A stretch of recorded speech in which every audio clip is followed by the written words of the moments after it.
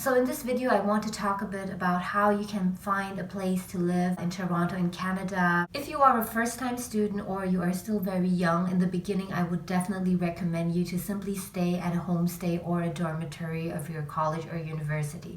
It is much simpler in the beginning and it saves you a lot of hassle and work because it's very easy to apply. You simply fill out an application online and then your school will help you to go through the whole process. And if you apply for a homestay, usually the landlord would help you to settle in the beginning, will even pick you up from the airport, and usually a homestay arrangement would also come with 1 or 2 meals a day. Some homestays, they would help you with doing a batch of your laundry, or they would have a washing machine in the building where you can easily do your laundry. But if you're a bit older, if you're a mature student, you've studied before and you're studying the second time now, or you're moving overseas with your family, or you're simply the type of person like I am who really appreciates having some privacy and wants to live on their own and maybe doesn't want to live right next to the campus, then I would definitely recommend you to try looking for a private apartment. But renting a private apartment in the beginning can be quite difficult if you are an international student or someone who has just arrived from overseas. And the reason is because here in Canada, there's something that's called a rental application process. So depending on which country you came from previously, there may or may not be such thing like a rental application process.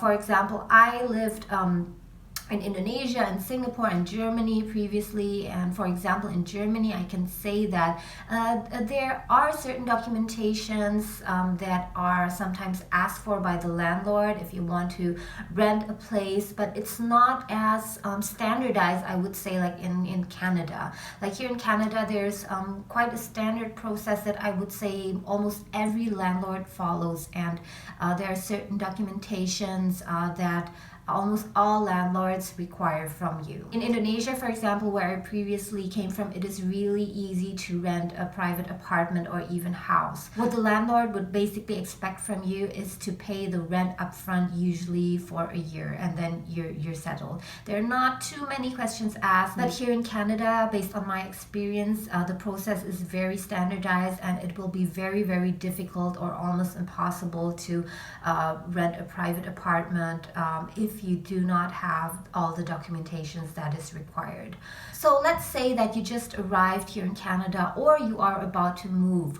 What I would strongly recommend to you is to look at the whole apartment search process as a medium to long-term thing. So don't expect that the moment that you arrive here, you will already have the perfect apartment in the perfect neighborhood. So to make it easier for you, to make it maybe less intimidating, try to split your apartment search into 2 parts. So the first part would be a transitional part where you would choose a place to stay for 1, 2, up to 6 months, and the second part would be like the long-term plan where you would like to ideally stay in the long term. So for the transitional part, there are a few options, but I would definitely not recommend you to stay at any hotels because the daily rate of hotels is simply much too expensive, even though you live at like a budget hotel. It can cost you anywhere from 80 to 100 Canadian dollars each night, and it's simply not worth it. So one of the options is to stay at an Airbnb, and it's relatively easy to get to rent an Airbnb for 1 or 2 months, especially if you have prior experience and a track record of staying at Airbnbs and you have good reviews from previous landlords.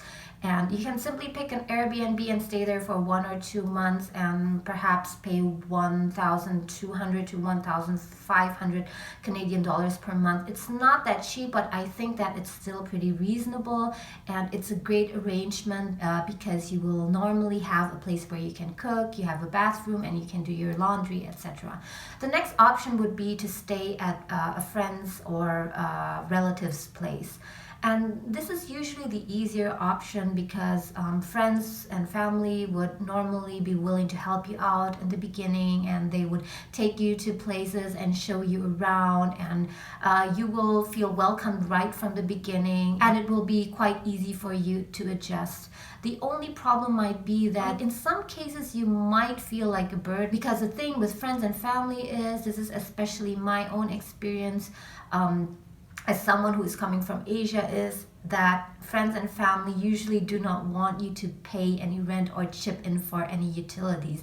And actually, I'm pretty sure that most people want to make a contribution because they do not want to feel like they're a burden just staying for free at someone else's place. But usually, mostly in Asian cultures, this is like not the case. Friends and family wouldn't want to accept any money from you. So if you stay like for a few weeks for free, I think that's fine. But you might start to feel uncomfortable staying there for like 1 or 2 months or even longer. And another one of the easier options is to simply share a room in a shared apartment that is rented by someone who comes from the same country as you are. So if you're still back home, you can try to get into these Facebook communities or sometimes religious groups or cultural associations, and you can simply go online and start talking to the people there in the community, and usually there would be people who are renting out a room or two in their apartment or in their house. So this would be the transitional part of your apartment search. So this simply gives you a place to live so you can have a peace of mind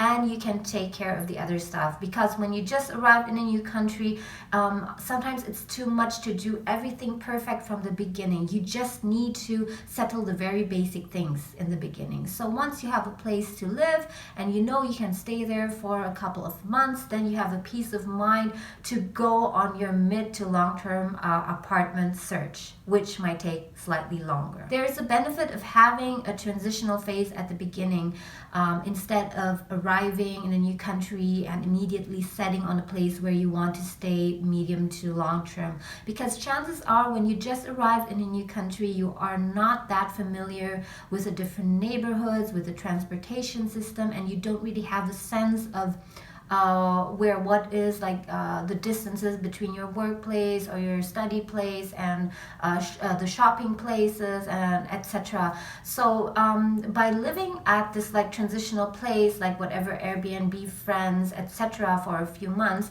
this will give you sufficient time to really explore the city you live in first. So what I did in the beginning when I first arrived here in Toronto, Canada, was that I lived at a friend's place. They had a house and I was lucky to be able to live in their basement apartment, which was quite cold, but I wouldn't complain at all because I was happy to have a place to live at all, even though it was a bit far from the center.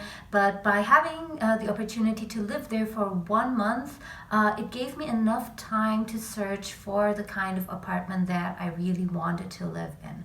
So for the first like 2-3 weeks, I spent time looking on Kijiji, Padmapper, and on all those other sites and trying to get in touch with landlords. I wrote them messages, I tried to call them. In the beginning, I still had my Indonesian phone number, and I will tell you that if you still have a foreign number, then it will be difficult to get in touch with a landlord, because chances that they will pick up the phone if they see that it's an international number is quite slim, because they know, oh, this person is coming from overseas. The process will be more complicated. I think that they are a bit more reluctant to start that process at all. So I would advise you, before you start the process of apartment hunting, definitely get a local number first, and your chances will increase that you can get in touch with a landlord.